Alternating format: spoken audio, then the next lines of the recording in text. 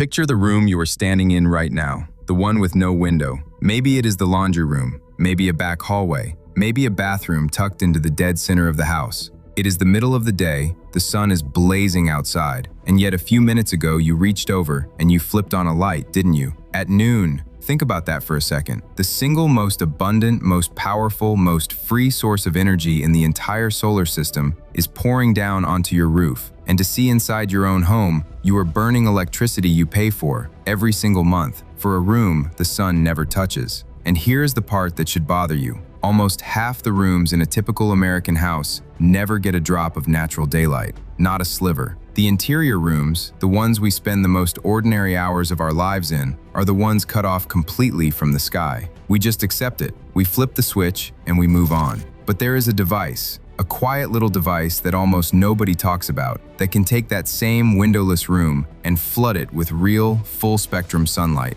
No view, no draft, no giant hole gaping at the weather. And it does it for somewhere around 60 to 80% less than a traditional skylight will cost you. In independent testing, this one device cut the lighting energy of a windowless room by as much as 69%. 69%. And yet, if you ask 10 of your neighbors what it is, 6 of them will have no idea it even exists. It is called a sun tunnel. And before I tell you where they came from and why you have never heard of one, let me tell you exactly how the thing works. Because once you understand the physics, you will never look at your roof the same way again. Start at the top. On the roof sits a small, clear dome. Not a flat pane, a dome. And that shape is doing something clever. A flat skylight early in the morning, when the sun is low and raking across the sky at a shallow angle, catches almost nothing. The light just skids right off it. But that dome, the dome grabs that same low light at 15, 20 degrees, and it bends it, it funnels it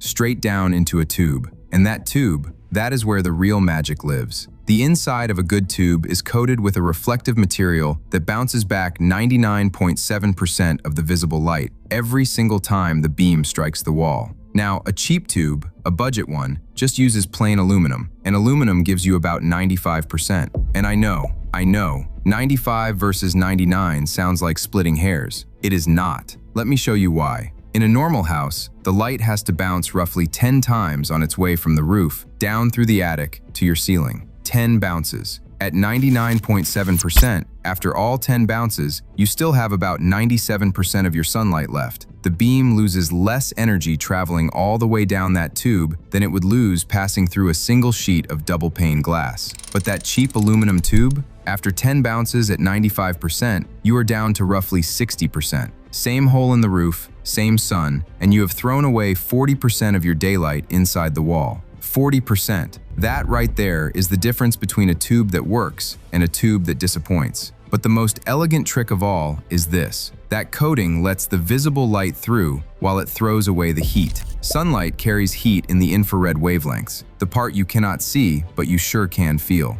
The reflective surface is engineered to absorb that infrared, so with every bounce, more than half of the remaining heat gets soaked into the tube wall and shed harmlessly up into your attic. By the time the light reaches the bottom, it has been stripped of its warmth. You get the sun, and you leave the heat behind. That is why a sun tunnel does not bake the room in July the way an old skylight does. And at the very bottom of the tube sits a frosted lens, a diffuser, and its only job is to take that concentrated beam and spread it evenly, softly, across the whole room. The end result, sitting in your ceiling, looks for all the world like an ordinary electric light panel, but it is not. It is a Coleman of sunlight, piped in from your roof, costing you nothing to run. Now, where did this come from? Because the problem it solves is not a new one, not even close. Humans have been fighting to drag daylight into the middle of a building for thousands of years. The Egyptians, roughly 3,500 years ago, cut narrow slits high into the stone of their great halls, aimed so the sun would land on a specific column at a specific hour. The Romans, in the 2nd century, left one enormous opening at the very peak of the Pantheon dome, and it lit the room and tracked the sun like a sundial, all at once.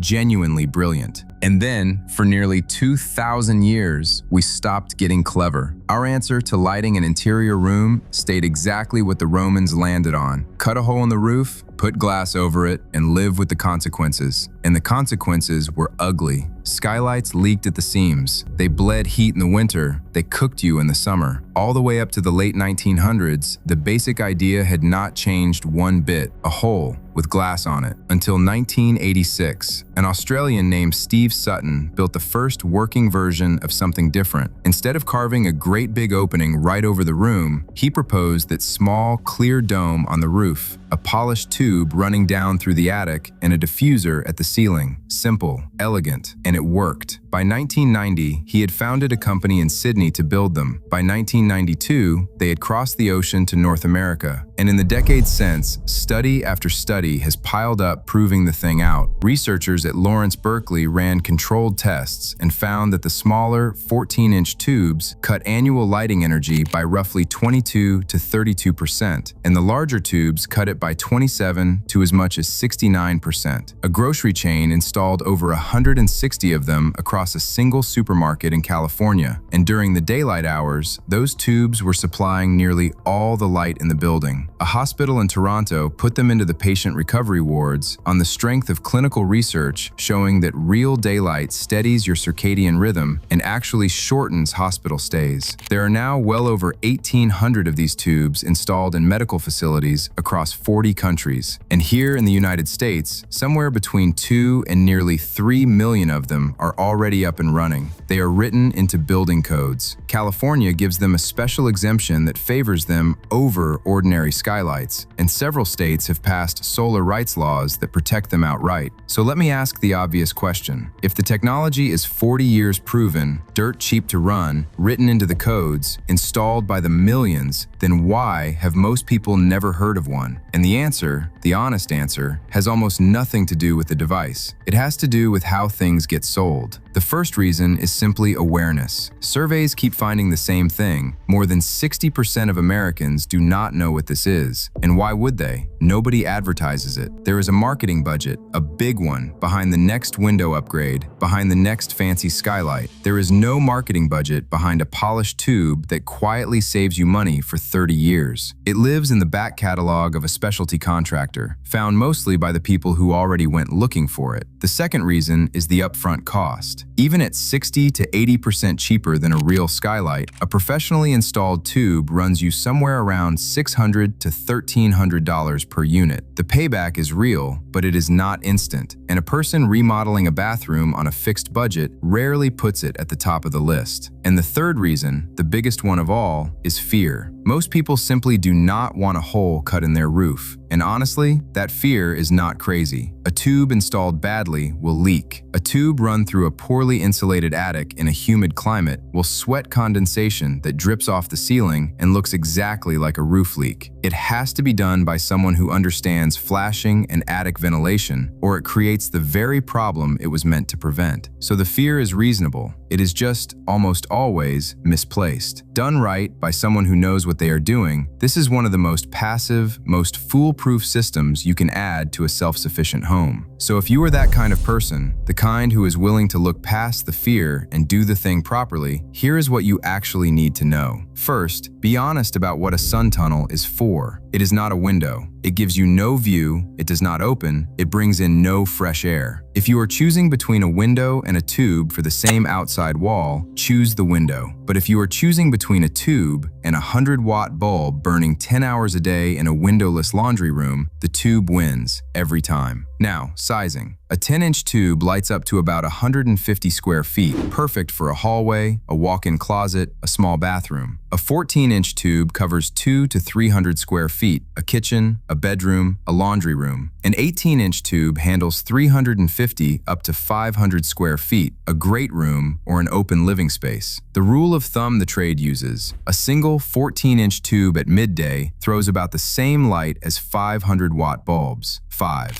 From one tube, from the sun, for free. But position matters as much as size, maybe more.